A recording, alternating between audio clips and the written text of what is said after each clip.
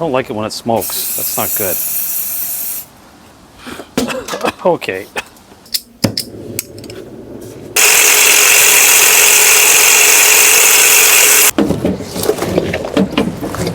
Welcome back to the channel, folks. Ordinarily, we'd be working on the 1941 Chrysler Black Beauty, but unfortunately our parts are still in the mail.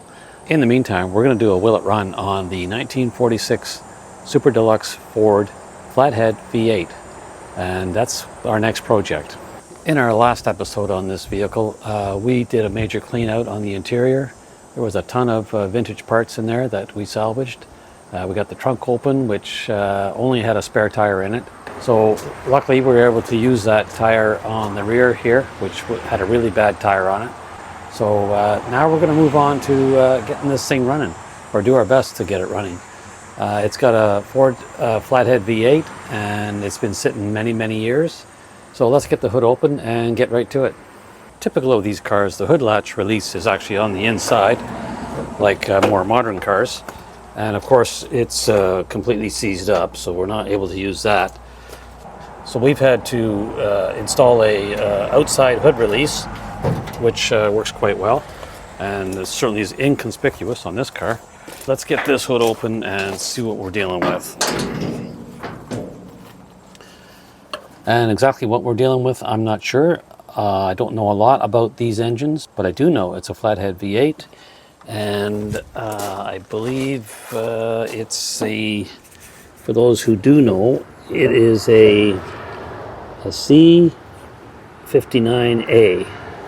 So I'm sure a lot of people will know what that is, but I don't know these specifics of this engine.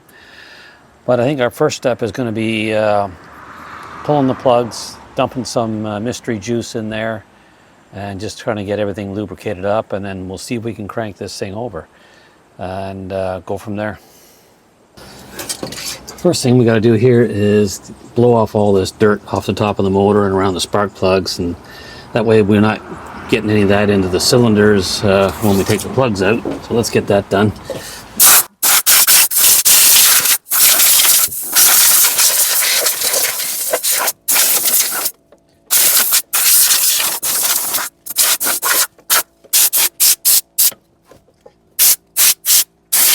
Let's see if we can get these loose. Get all the wires off. Alright, come on. Oh, that one's not even tight. Okay. Let's see what else we got here. Oh, that one's tight, but not bad. What else we got? Come on. That one's not tight. What about this one here? Nope, not really. I wonder if somebody's had them out. Let's check this side.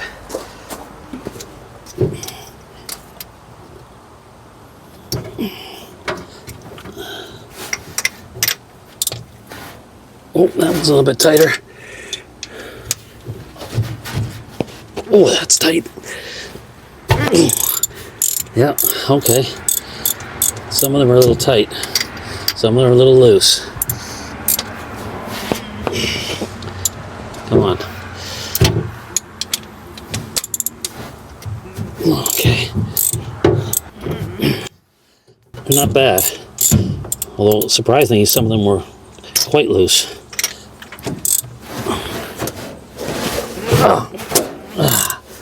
Okay. That's good. Speed the process up a little bit. They're all being cracked now, so it's okay. Actually, that looks pretty good. A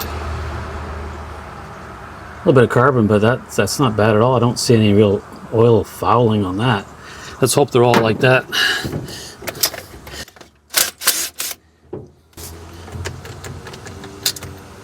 Another good one.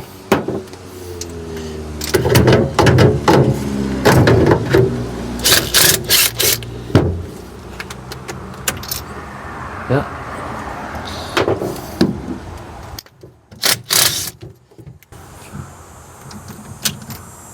Not bad.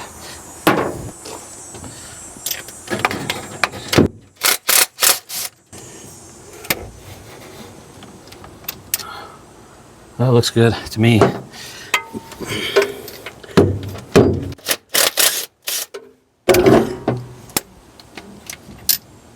Yep.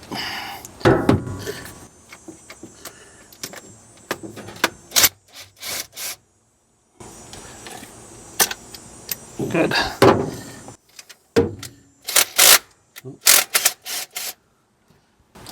There it is. Yeah, they all look pretty consistent. I would say, yeah, that's pretty good color for an old Ford Flathead. Our next step is to mix up a bunch of liquids that we can combine that will be the ultimate mystery juice. Let's see what we got. I think we have all the necessary ingredients now to make our mystery juice that we're going to put in the cylinders. So let's get it all mixed up and then we'll see how it goes. I'd like to start with my tried and true Volkswagen Audi automatic transmission fluid. This has always worked for me very well. So we'll take a little dollop of that. This is not cheap stuff, by the way. So that'll do. Next we want some air compressor oil, which is extra slippery lubricants. That's good. Oh, that's going to be just wonderful. Now some stable fuel stabilizer, which has always worked good for the fuel system. Why not put it in the cylinders? So we'll put a little bit of that, not too much. Won't get carried away. I don't know what just fell in there, but can't worry about that. That should do it. And what else we got here? Oh, we got some two-stroke motorcycle oil. I love two-stroke motorcycle oil, especially the sweet smell of Red X in the morning. It's just fantastic. This is Castrol, but you know, we'll take what we can get. Oh, that's beautiful. What else we got here? We got some power steering fluid, which is good for the power steering, but throw a little bit of that in. What else? Varsol. I'm going to use Varsol just to thin it out a bit, because this might be a little bit thick yet, so this Varsol is going to help with that. That's perfect. And some WD. There we go. That'll help thin it out also. We got some brake parts cleaner. Can't forget that. This will eventually evaporate and it won't be a problem. And we got some throttle body cleaner. We're going to go with that. We might stick some down the carburetor while we're at it. You never know. That's cool. What else we got here? Some choke cleaner. You like that? Whoa, careful. This stuff's volatile. And some 3-in-1 silicone lubricant. Extra slippery. I don't like it when it smokes. That's not good. Okay. Let's see how that looks. It's kind of black looking today for some reason, but it's nice and thin, and I think we have the right consistency. Let's pour it in the cylinders. And the good part of this is, with a Flathead, the spark plug holes are on top of the cylinder, which makes it a lot easier to fill them. So let's get to it. And of course, it's all going to be carefully measured out. That's for certain. Okay, it's flowing in good. Not too fast. And we haven't filled the cylinder, so maybe that piston's at the bottom. Let's see what happens. Well, we got some in. Give her a pretty good jag. This juice is pretty thin, so I think it's going to penetrate all the piston rings and valves, and maybe everything. Who knows? It might even make its way down to the oil pan eventually. All right, let's keep going.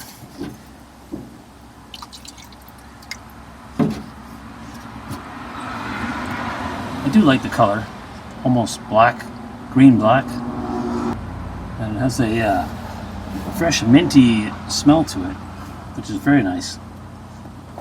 Alright, that's 4 of them. Let's carry on here. I'll have to figure out how they number these cylinders, I guess, at some point. Be curious to know. Oh, we got 3 more cylinders to go.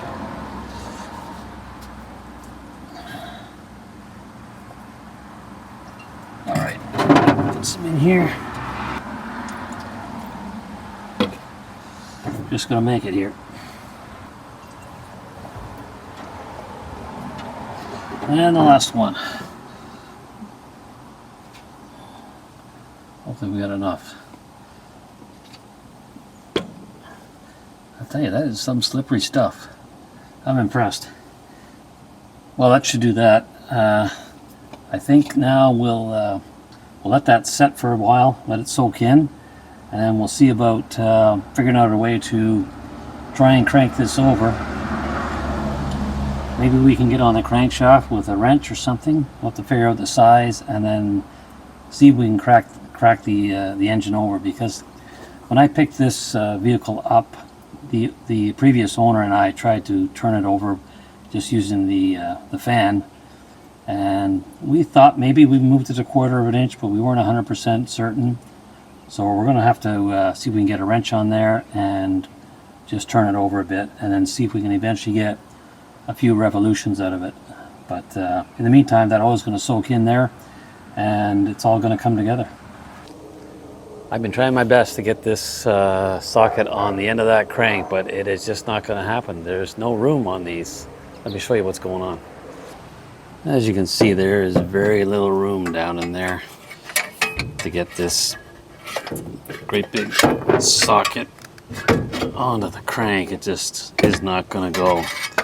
That's a 1 1/8 socket, 3/4 drive. It's huge. There's just no room in there. So we're going to have to go with the alternative method. From what I can see, there looks to be a hole here for a hand crank. Now, I don't have a hand crank, but we're going to make one, and we're going to crank this over by hand. So let's see if we can do that. I found this steel bar, which I don't know what it's from. It's from some piece of machinery. But it's been in my scrap pile for a while, and I think this is the time to use it. I'm not really sure what we need exactly, but I know we need a hand crank. So we're just going to have to wing it and hope we get it right. So this is about 5/8 of an inch in diameter. So I think what we're going to have to do is cut that little piece off, drill a hole through it, put a pin through it, and then weld it up. And then we'll stick this into the car until we make a connection with that crank bolt that's holding the pulley on. And then we'll know how far out this has to be, and then we'll cut it and we'll make a crank out of it. I know, sounds easy, but we're going to do it anyways.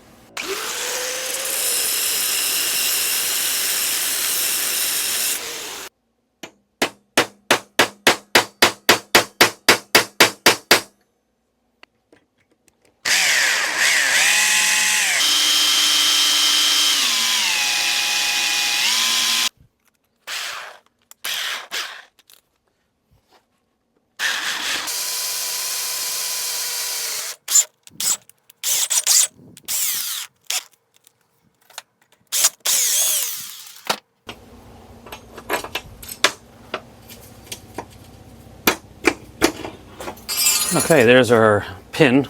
Not exactly straight, but we'll take care of that issue.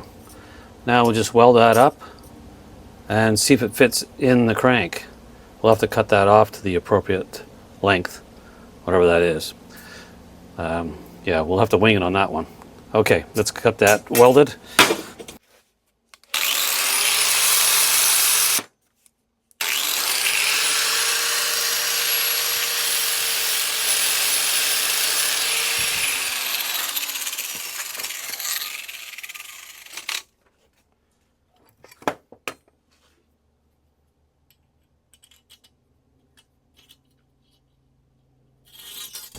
That's it. So we'll weld that and cut it to length, and we'll go out and try it.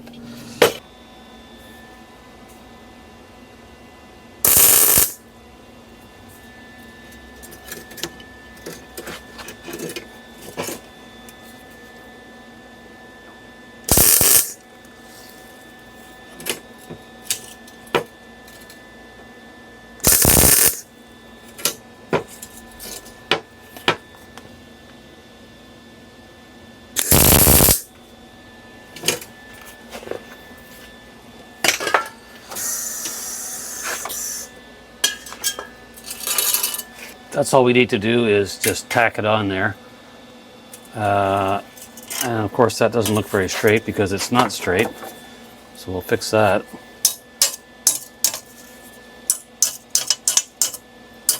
Now it's straight.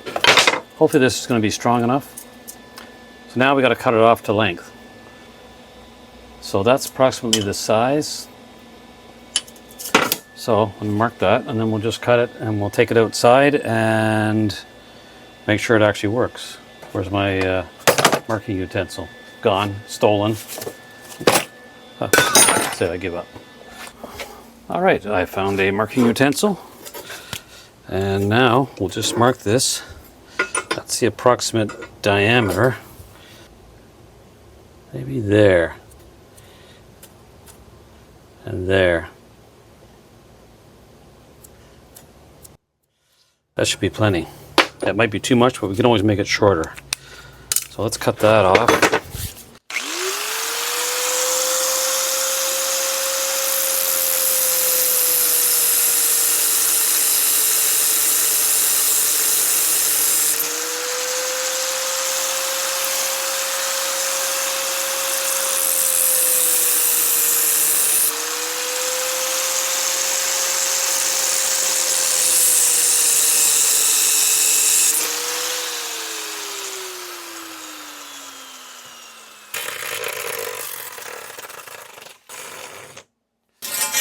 There it is. It's a beautiful thing. And let's take it outside and see if that's actually going to fit. And then if that's the case, we'll make a crank out of this. I had to shorten up the pins a little bit. It was just a little too wide to go into the hole. So let's see how it does now.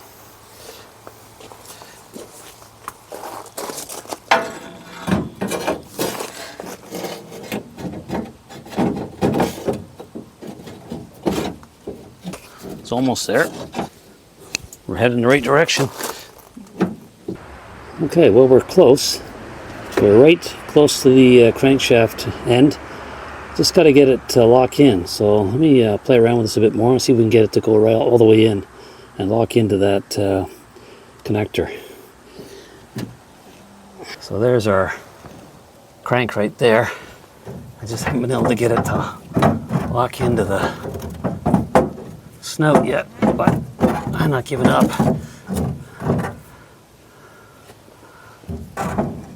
I think maybe it's got to come down. Let me see if I can pull it down. Okay, I think we're locked in on the crankshaft snout. We've got our hand crank connected. Now we just got to cut it for length. So, yeah, we're a little long still. So we're locked into the crankshaft now, and we just need to make a crank out of this. So we're going to come out maybe here, and then we'll make a 90 out to about here, and then another 90 out to about here. And that should do it.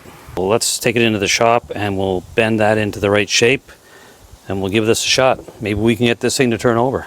Alrighty. So now we've got to heat this up and bend it and make a crank out of it. That shouldn't be too hard, really. Here we go.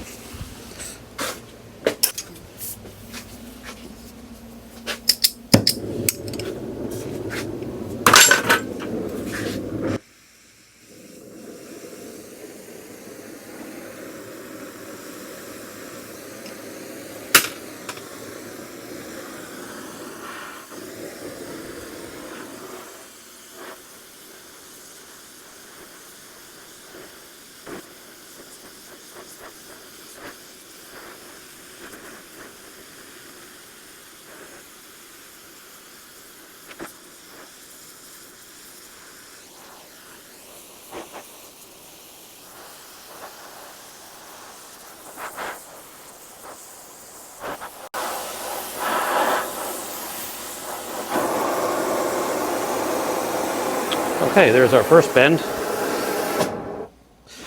Now we'll regroup that once it cools down, and we'll bend our next 90. All right. Now we need to make one more 90 here, and that will complete our crank handle. So let's get on that.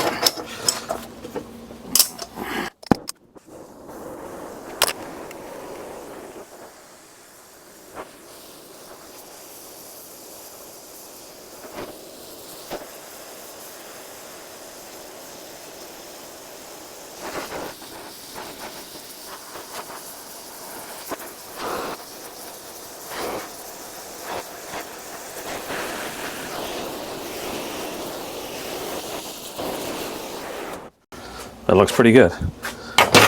Now we gotta cool that down, and then we gotta cut this a little bit shorter, and then we should have our crank. All right, let me take that outside and cool it off. Now we just need to shorten this handle a little bit because we don't need all that. I'm gonna say somewhere's in here. That should do it. Let's get to it.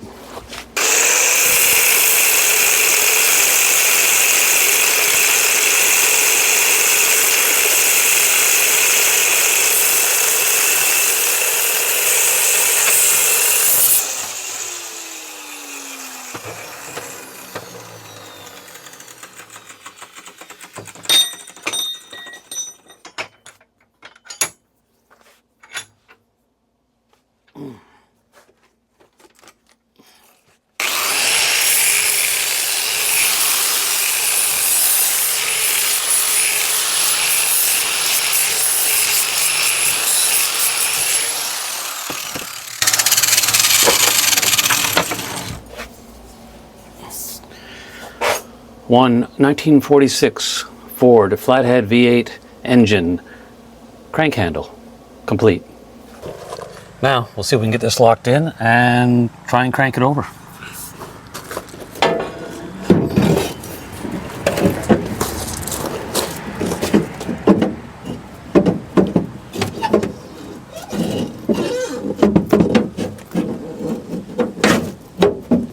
Okay, I think we're locked in and we're ready to give this a try. So let's get set up here and give it our best shot. Hand crank test number 1. Here we go.